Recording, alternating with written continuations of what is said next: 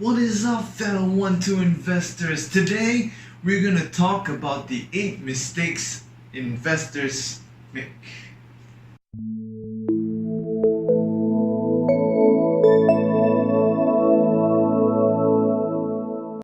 And before we begin this video, I want to show you a disclaimer. Read it and memorize it.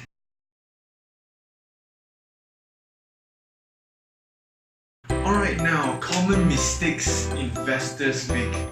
8 of them in total that I want to share in this video. So let's get right to it. So I just want to say that some of these mistakes I've done before.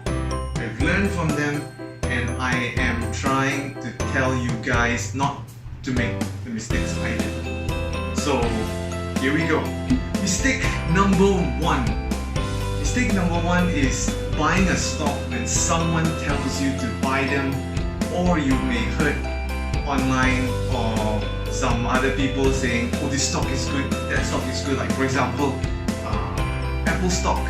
Apple is like so hot and everything and blah blah blah whatever. Then you just go and buy them. That is a very huge mistake. Why I say it's a mistake buying Apple is not that Apple is bad. What I'm saying is, when you buy Apple, you must know what they do. Like for example, you must know their financials, this, that, blah blah blah, inside to outside before you start buying. Don't just buy because someone else is buying. So if, let's say for example, someone just buy Apple and then says, oh, Apple is a very good stock, then you just go and buy Apple. Then you buy and then they lose money, and then you lose money, and then you blame them, and then they blah blah blah whatever. It's not how it should be. Yeah. If you did your own homework, you will know what Apple has, what Apple's future will be, and what Apple's money, current earnings and everything. Then you will know that probably it's not time to go out. Probably they are maybe having some issues with internal issues or something that can be sorted out in the near future. So why would you want to sell out Apple and then that? So if you have done your homework, you should know all this already. You won't make this mistake. Yeah.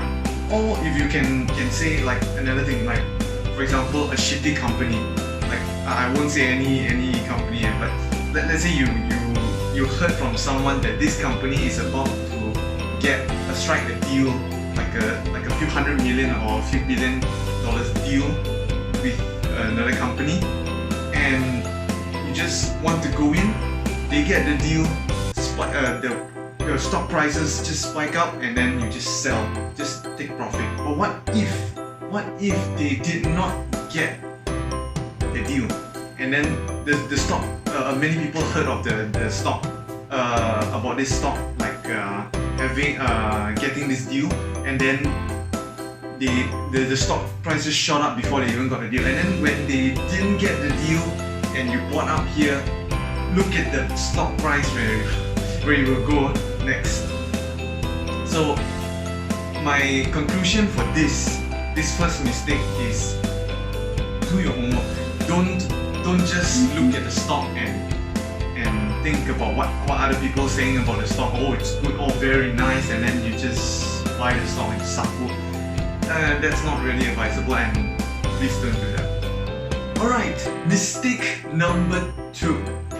Yeah, so this mistake is just buying a stock and holding it for long term. Any stock actually. Yeah, it might work. You think so? I will show you a few that is not really the case.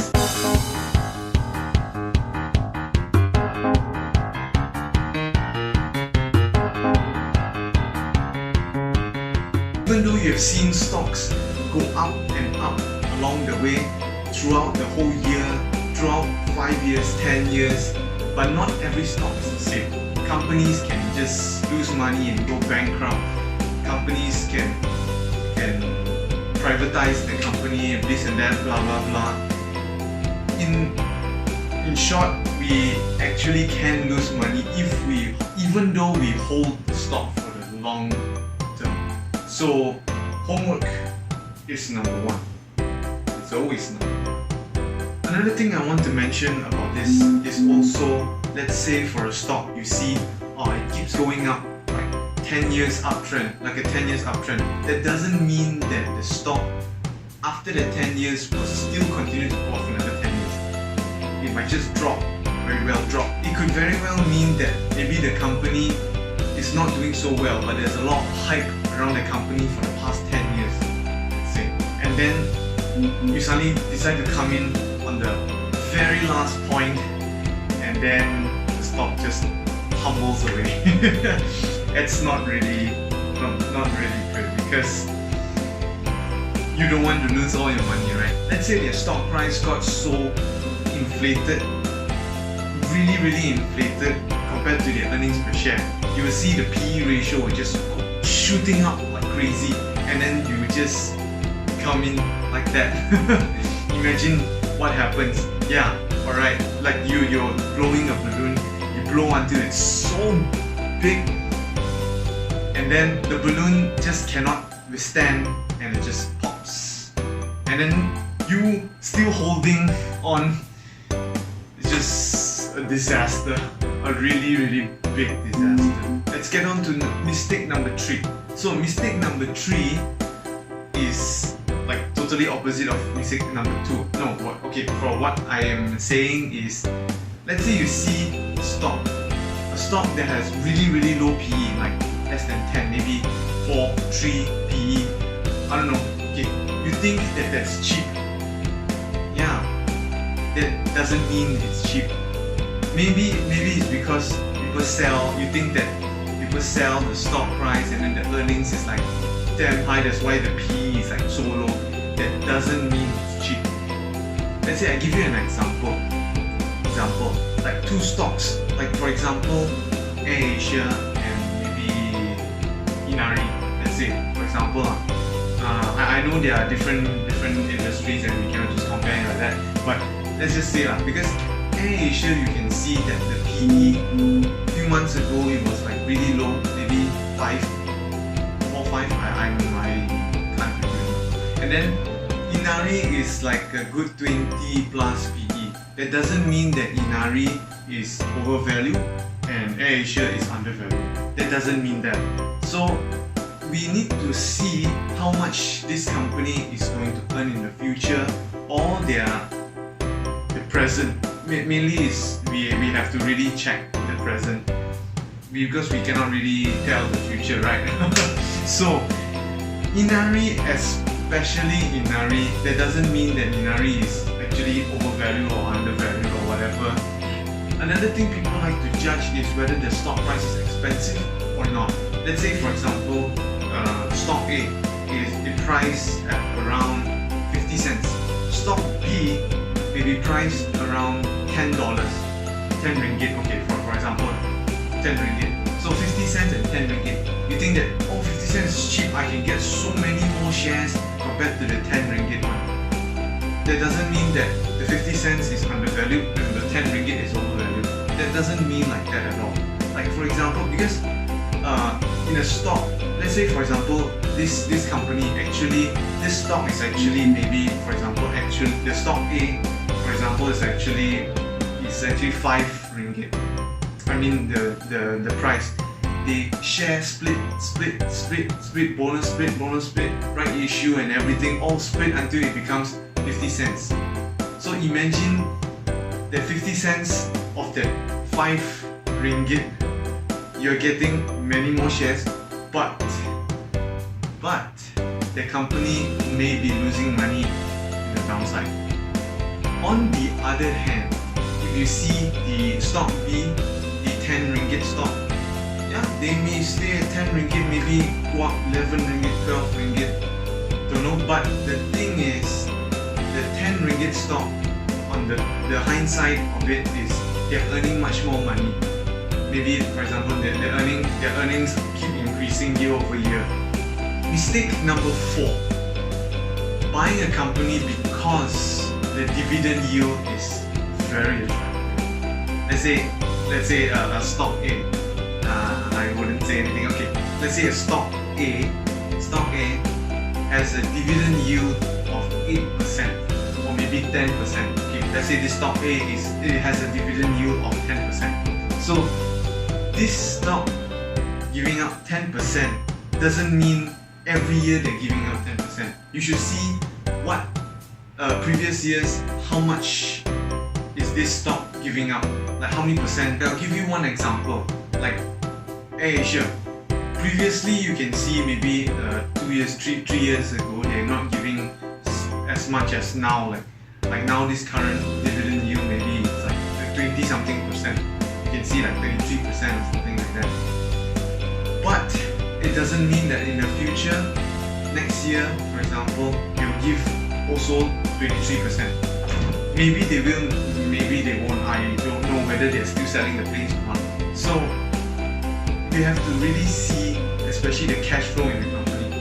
If, like, let's say for example, a company is giving out more than 100% dividend payout ratio every year, they still need to get money, right? So if they're giving more than 100% of what they have on hand, chances are they need to borrow money and just pay shareholders just to attract more shareholders to buy their share.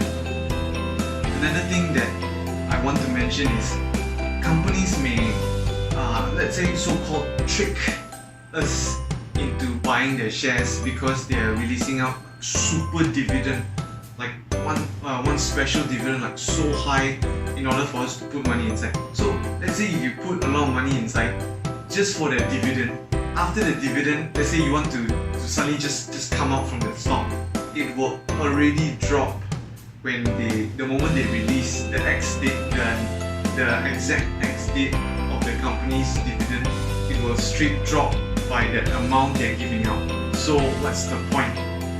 Don't look at dividend just because the dividend is high. Alright, mistake number 5. Using margin to buy stocks. Using margin is a really bad decision to make. Actually, I've not made that mistake before, but I've heard countless amount of people just risking it all, just going for margin just because they think that let's say this stock is about to shoot up really high. They want to earn like so much money until they don't even have to work for the rest of their lives. They go margin, and what happens? Boom! They fail. Some people succeed. I've heard of maybe 1 or 2 succeed from this. Some, well, actually most of them don't. Alright, what is margin, you may ask? So margin is like you are borrowing money to buy a stock, which you have to pay interest for. Like you borrow money from a bank, but you're borrowing actually from your broker. So let's say for example, you don't have money. You need money because you want to buy this stock. So you just go and get a margin from your broker and then just buy the stock with whatever money they allow you to have. Margin calls are among the worst you want to hear. So if you hear a margin call calling you, you know it's like Along, you know Along come to your house and just saying they want the money, you have to pay them the money now or else. For in terms of stocks, like let's say you bought a stock with using a margin, and then you got a margin call. So if you don't put enough cash inside your margin account, your stock will be forced to sell. Yeah, forced. So you cannot even do anything, and your stock just sell with a loss like that. So you don't really have control over your account. Mistake number 6. So this mistake is actually buying too few or too many stocks. Too few as in, like for example, 1, 2 in your portfolio. Too many stocks can mean like 50 stocks, 20 stocks, 100 stocks, I don't know. But the thing is, if you, let's say for example, you buy too few stocks, let's say you only buy 2 stocks, let's say stock A went down, stock B also went down, so both your portfolio is like down. So you want to be more diversified than just holding 1 or 2 stocks. I think everyone can agree with this, right? Now, to the side of holding too many stocks, let's say you're holding 30 stocks. 30 stocks. So let's say I give you an example, a real life example instead of stocks. Let's say you have 30 children. You think you have time for all of them? I don't think so. even four children is already hard for like 2 person to you and your wife to handle. Four person. Imagine that 4 person, 30 people. 30 people in your family. Imagine you have to take care of many of them. There's that many of them.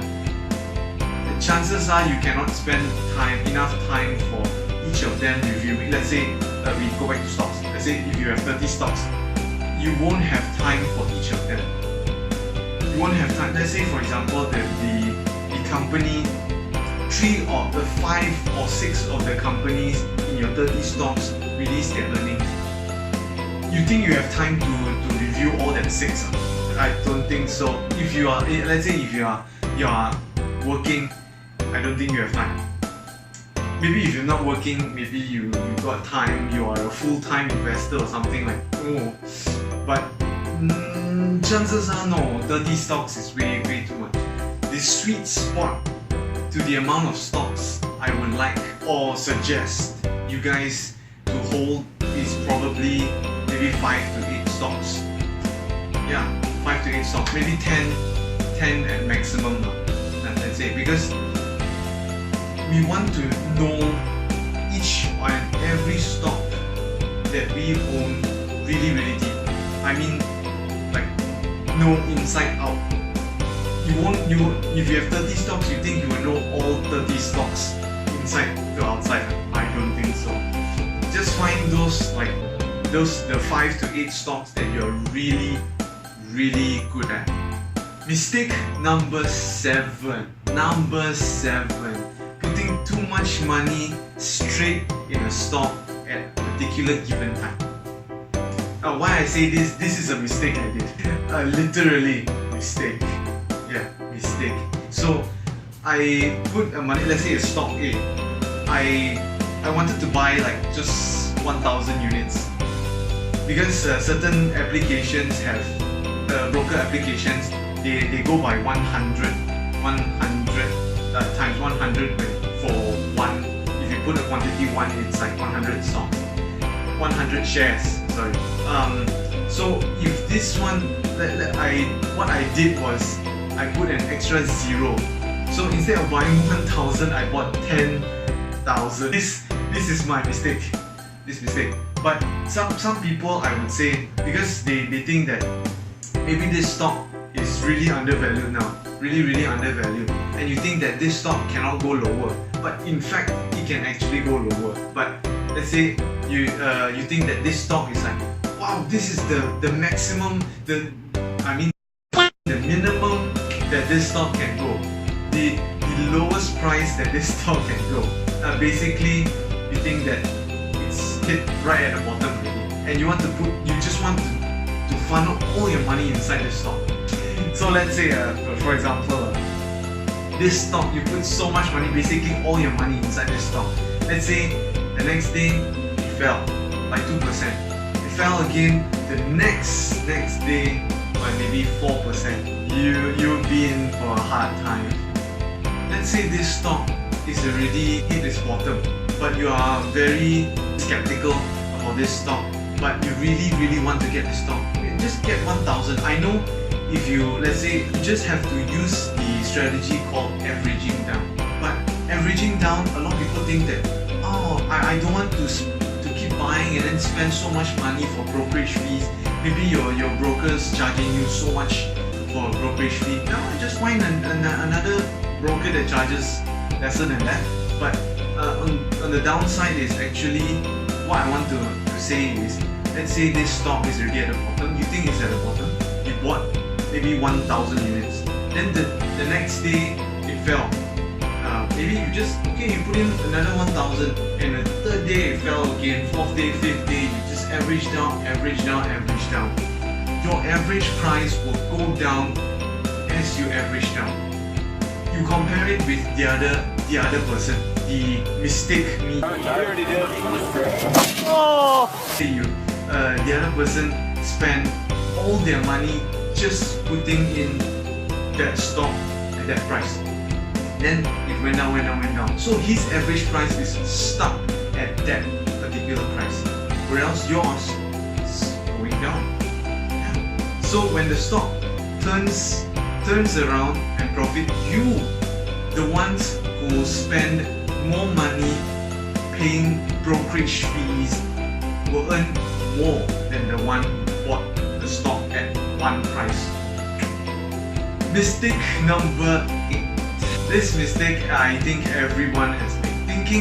This mistake number 8 is thinking that doing your homework is hard, basically. Basically, stocks, financials, seeing whether the company is really earning money or not is hard. You think it's hard, but actually, I would say it's hard. It's really hard, especially for people like me. I'm a tech guy. You think I know all those numbers? No, then what? Give up. Okay, that's the end of the video. Never mind. Okay, no. Stop it. Get some help. No, wait. It's actually hard in the beginning, but if you just put effort, just put a little bit of effort each day, learning what's the meaning of PE, what's the meaning of EPS, ROE, all those meanings, you just listen. There are so many ways you can learn. For me, I learned by watching countless amount of YouTube videos doing this. Even health-wise, even like you want. Let's say I go to the gym. Let's say you really want to learn about something. YouTube, so easy. So many videos, tons and tons of videos, all in YouTube teaching you how to do this, how to do that.